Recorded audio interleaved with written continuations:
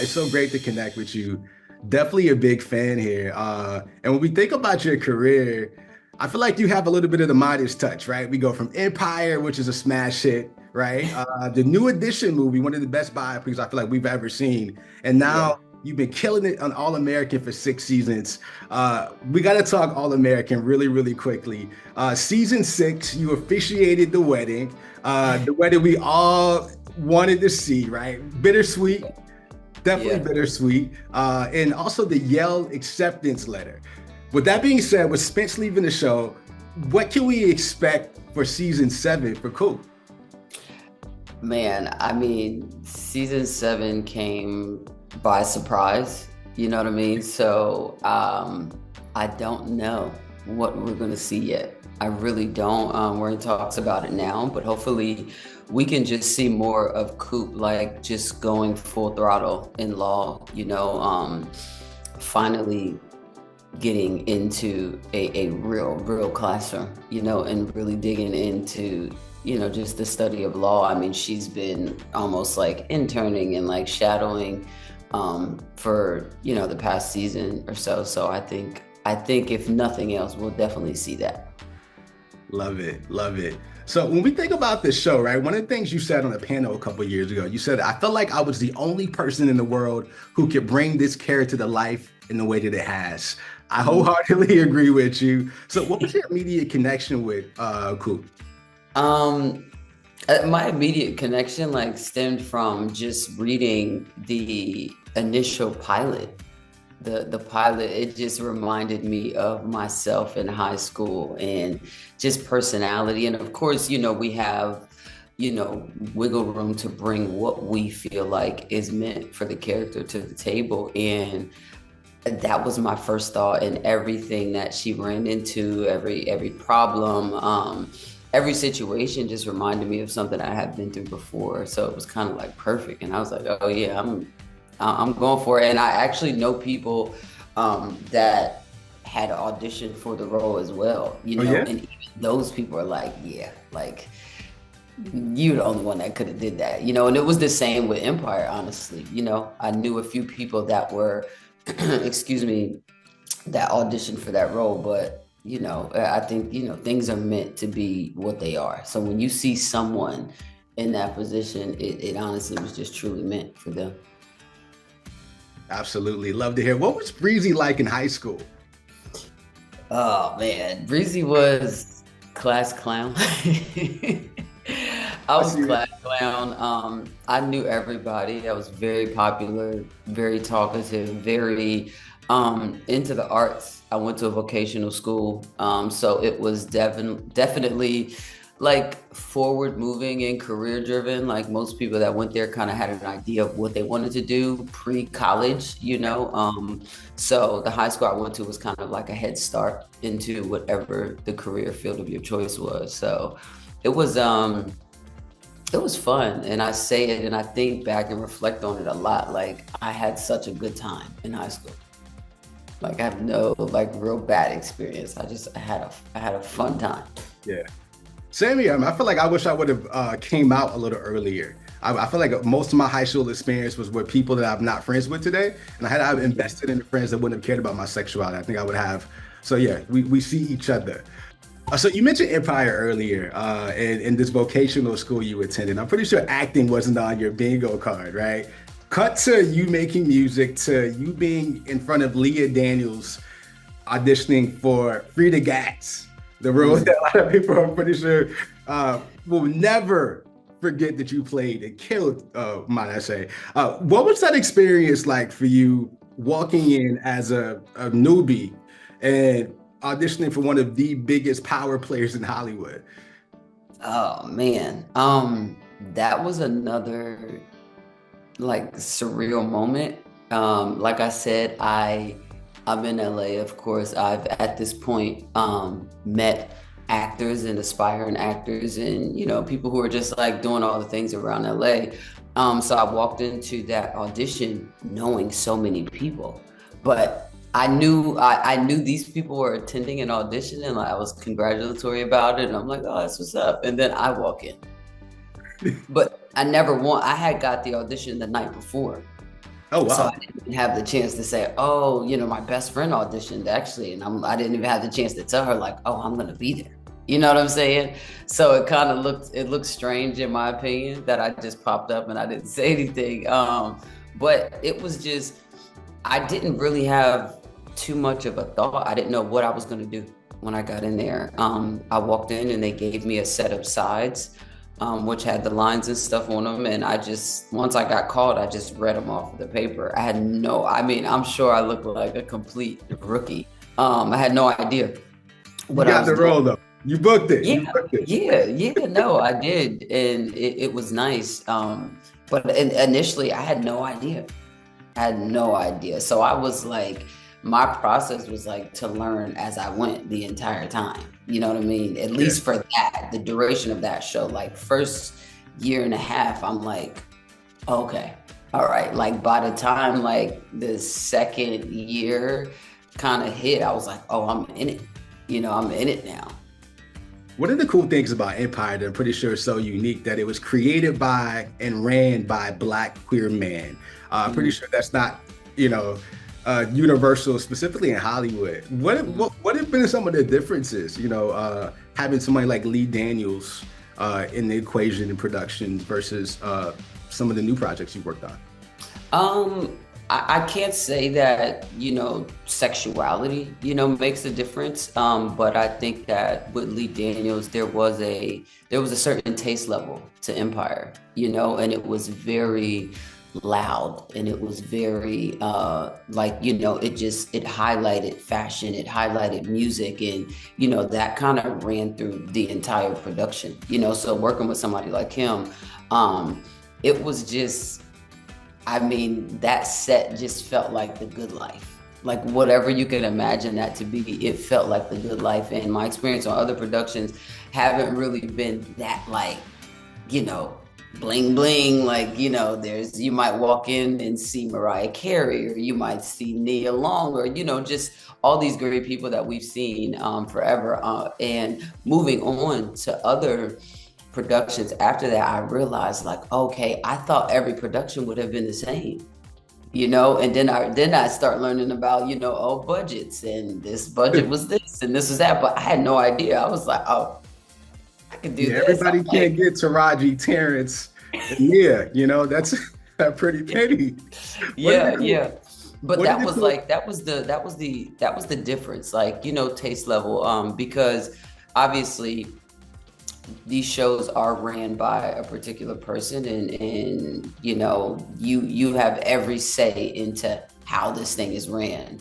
And I just know that if Lee Daniels was, holding the position he was, that the taste level and experience of this production had to have come from him. So that would be the only difference that I've seen. I love that. And speaking of taste level, one of the things that you talked about in the past was your disdain for these stereotypical LGBT characters in TV and film, right? Mhm. And one of the things that having somebody at the helm like a Lee Daniels is that I'm pretty sure that wouldn't have flew on his production, right? Why is that so important to you when you think about like having diverse images in the media, specifically as it pertains to Black queer people? I think it's important because times are changing drastically. You know what I mean? We're seeing so many things that we've never seen before. And I think that it's just, if we're going to change and do anything, I think it's proper for all walks of life and people that represent all different sexual orientations, or whatever, to just truly be represented properly. You know what I'm saying? And we haven't really seen it.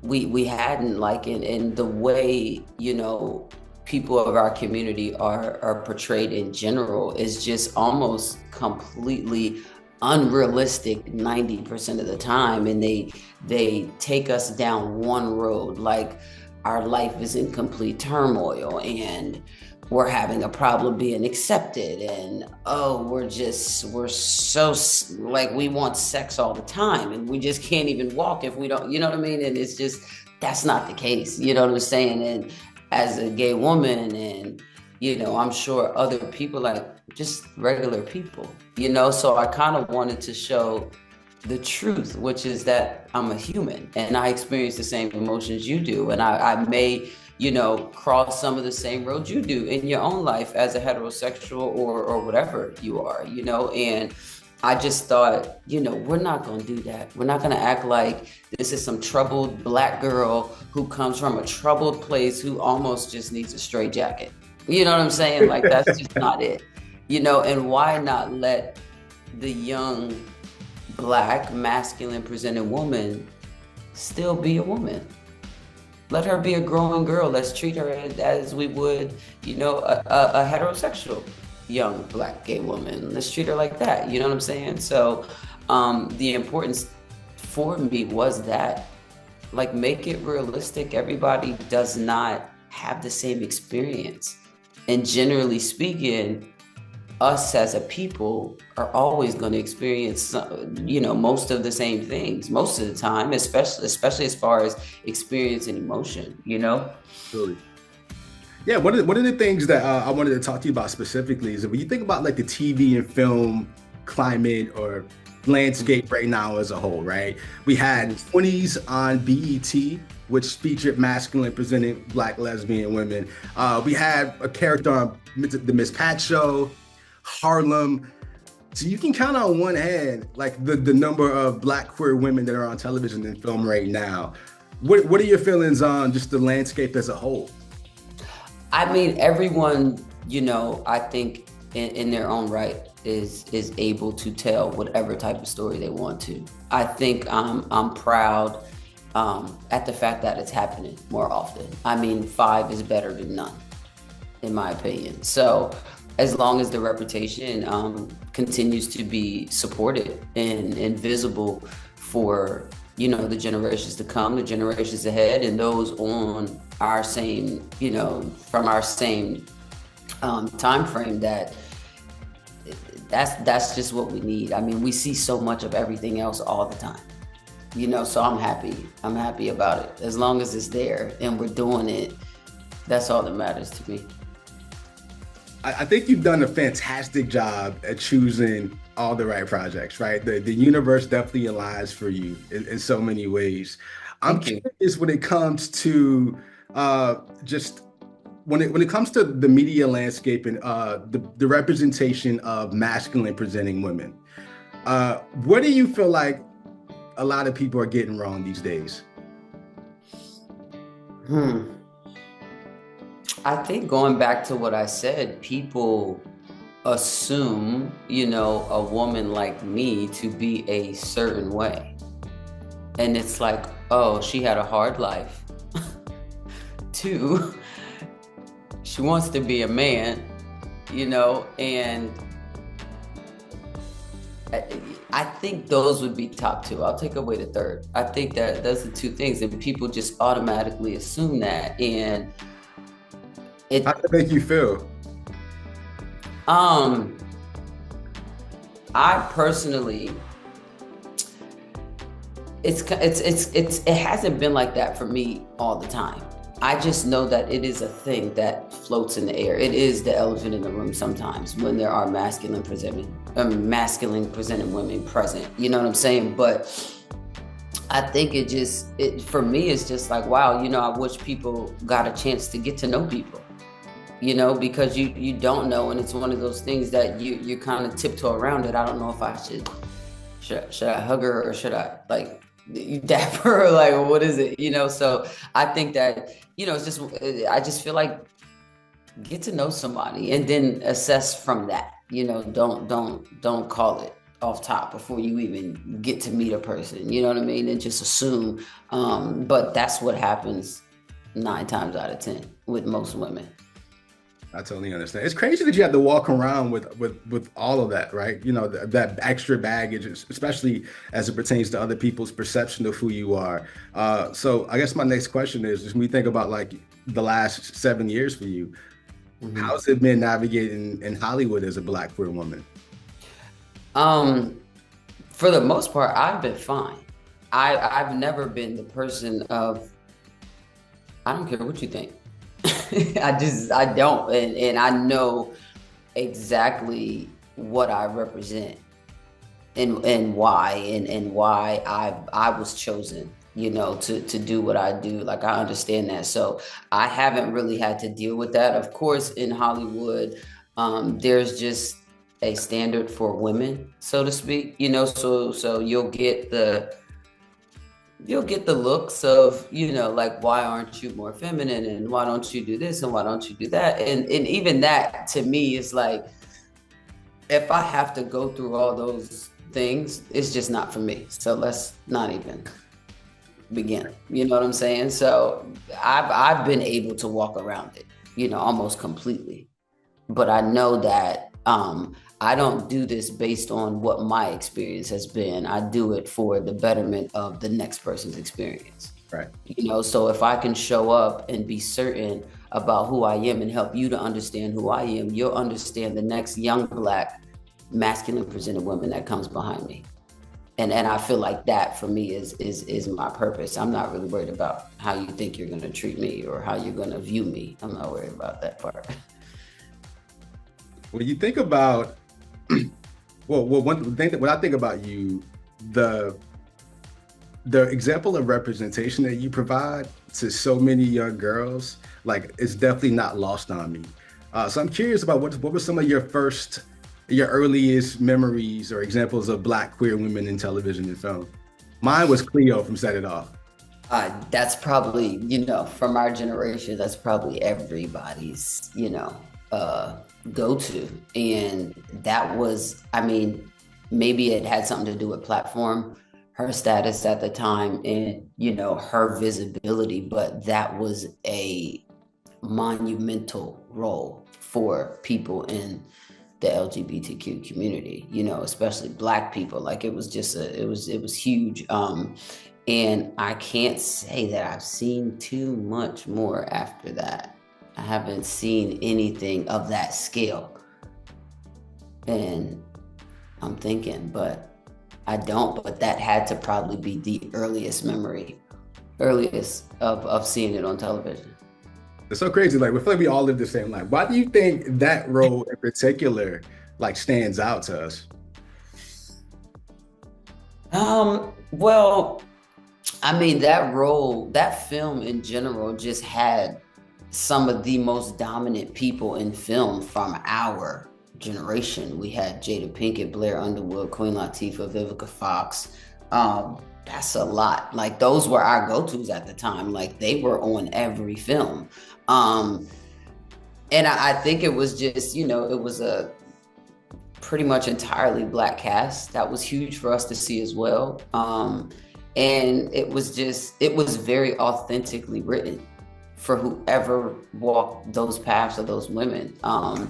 And for us, like, the Black community, you know, we gravitated towards that type of content, you know, especially at that time. So I think that is what made the impact of her role like so big. And then people, you know, speculated about Queen Latifah a lot, you know, and so to see her in something that people perceived her to be was also big, you know, and it kind of gave people like some power, like, okay, yeah, she did it, let me just be who I am, you know. I feel like we definitely are making strides, and every day I feel like we're pushing the envelope a little bit more, even if it's just a little bit. What would you like to see changed in TV and film in terms of the representation? I'm just ready for some fresh storytelling. I mean, we kind of just revisit the same stories over and over. We just kind of swap out the faces, but we can press play on most of this content and assume the ending, assume the arc. You know what I'm saying? And it's just like, we need something different, and lives are so unique and people are so unique. And I think that, you know, authenticity would be the key to creating that fresh, new content for people to digest, because we're leaving so many parts of the human experience out of it. Everything's like this, it's like boxes, and it's like you're just shuffling. Yeah, we're just shuffling people in and out of these different storylines. But I think that, yeah, the authenticity of just life itself and just being a young single mom in Nebraska. Like that's it's not normal, it's not typical, you know, we don't see it often, but it's there. You know what I mean? So it's like, who's going to be the first to pull that out and put it, you know, on a bigger platform? I would love to see that. I just want to hear and see new things. Because a lot of people look to entertainment as like some sort of guide to help them get out of a situation or help them process whatever emotions they have. And that's why we listen to music and we watch TV and we watch movies, you know? So I think that just, you know, creating with purpose, you know, would be something I would want to see, because it's what we need, especially at this time. There's so much going on. You know, I'd rather turn on my TV and be able to deal with something I'm going through versus turning on my TV to pretend like I ain't going through it. What sort of roles are you interested in playing? And what's the next 6 months looking like for you? Wow, the next 6 months, I'm pretty certain I will be beginning season 7 of All American. And I personally, I want to be challenged, like physically, mentally, in what's to come for me. I want to play some sort of athlete.